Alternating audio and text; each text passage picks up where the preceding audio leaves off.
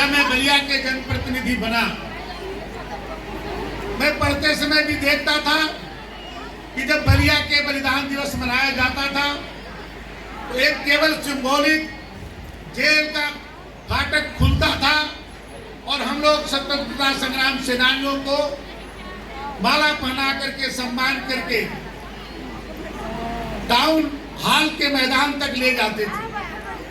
कोई भी बलिया बलिदान दिवस पर कोई विशेष कार्यक्रम आयोजित नहीं होते थे। लेकिन जब आप सबने मुझे बलिया के जनप्रतिनिधि चुना, मैं बलिया का जब विधायक बना, उसी वर्ष 2022 में 19 अगस्त 2022 को मैं माननीय मुख्यमंत्री जी से कहा, जो अभी आप लोग देख रहे थे स्क्रीन पर मुख्यमंत्री जी का जो स्पीच आ रहा था, ये 19 अगस्त 22 का उनका स्पीच था। बलिया पुलिस लाइन के मैदान में कार्यक्रम हुआ था। मैंने कहा कि बलिया स्वतंत्रता संग्राम सेनानियों की धरती है। इस बलिया में जब जब इस देश के सामने चुनौती आई है, बलिया के लाल ने उस चुनौती को स्वीकार किया और देश के लिए अपने आप को बलिदान देने का काम किया।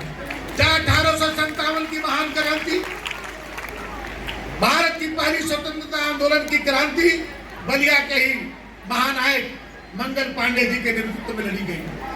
यह देश को सबसे पहले आजाद कराने का गौरव किसी ने हासिल किया तो चित्तू पांडे जी के नेतृत्व में 1942 में ही बलिया आजाद हो गया।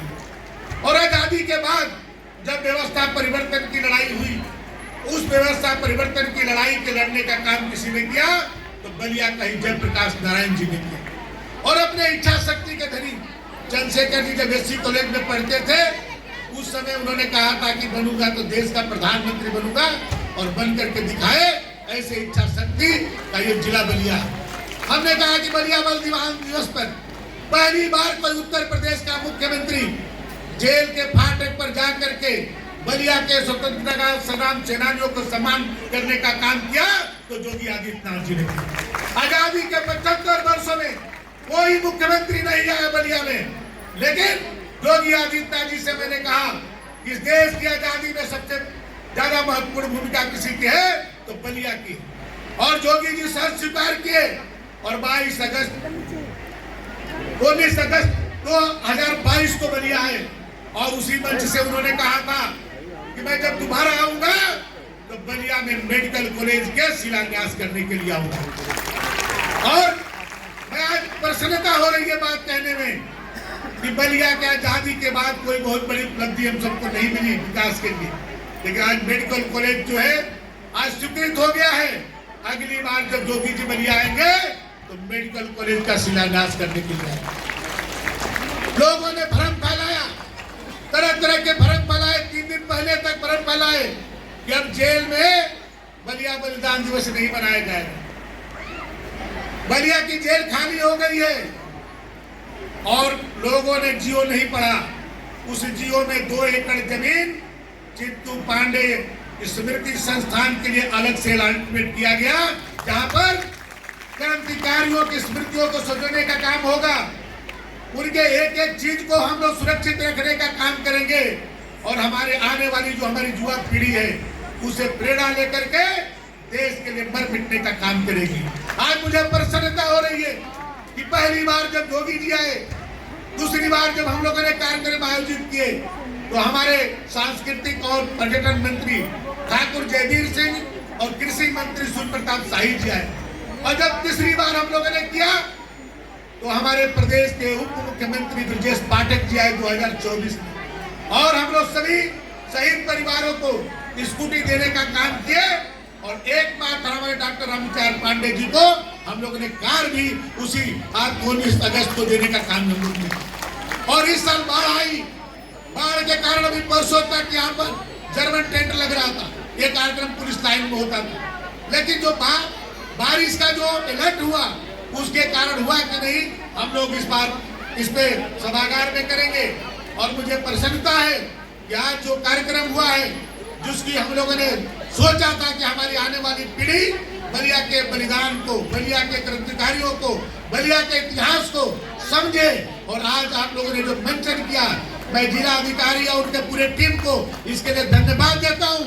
कि बलिया के आने वाले पीढ़ी को जिस तरह से हमारे शिक्षकों ने या इनके जो गुरुजनों ने जो बच्चों को जो प्रशिक्षित किया और उससे प्रेरणा लेकर के हमारे लाखों बलिया के लोग अपने देश के अक्षुण रखने के लिए अपने आप को जरूरत पड़ेगी तो बलिदान करने का भी काम करेंगे।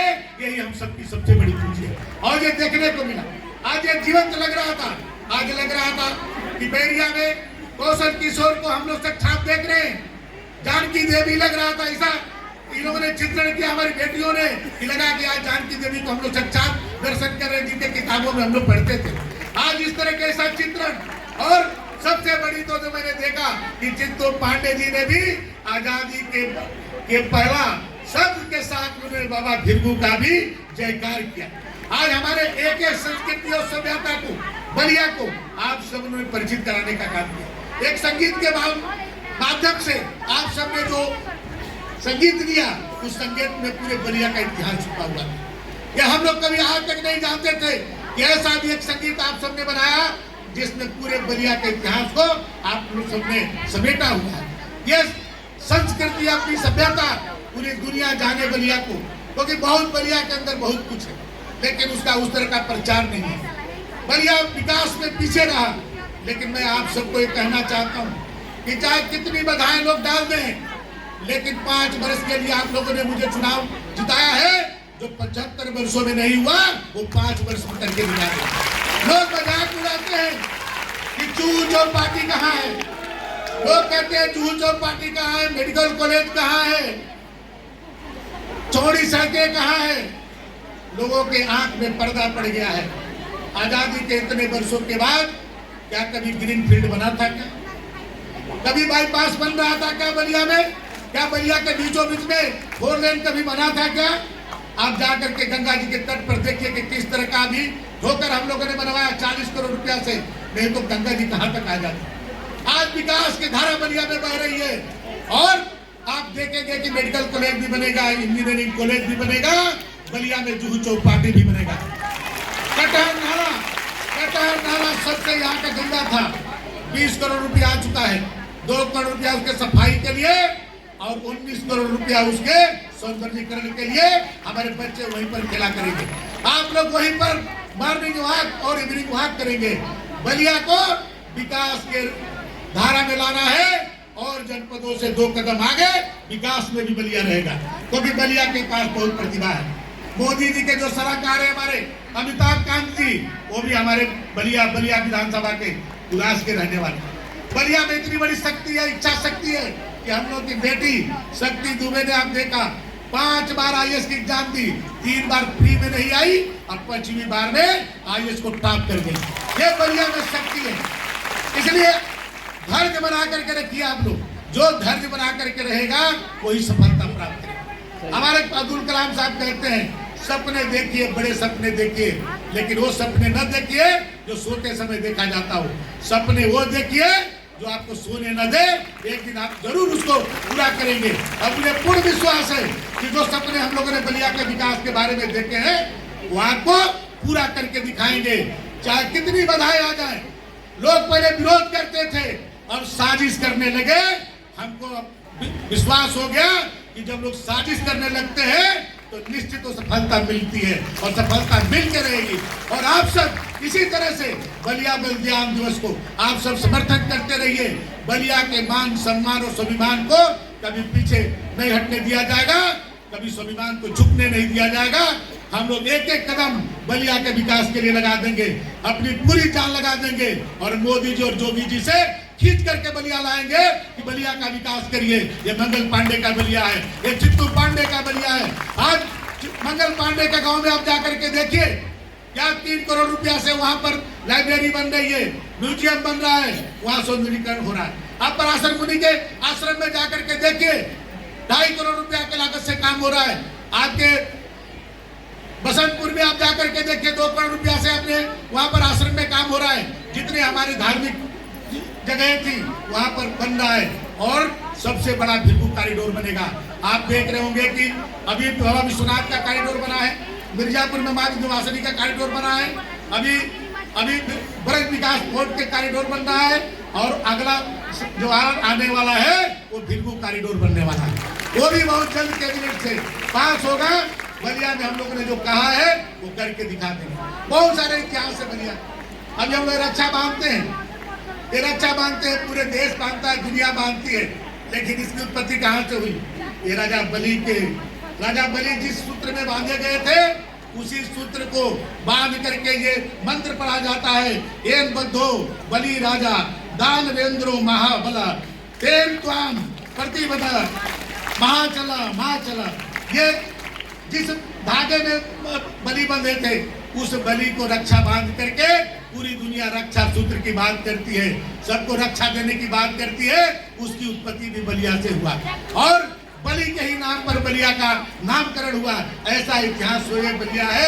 इस इतिहास को और आगे बढ़ाने की जरूरत है और हम सब संकल्पित होकर के अपने बलिया के मान सम्मान को आगे बढ़ाने के लिए काम करेंगे। यही आज सबसे बड़ी चीज होगी।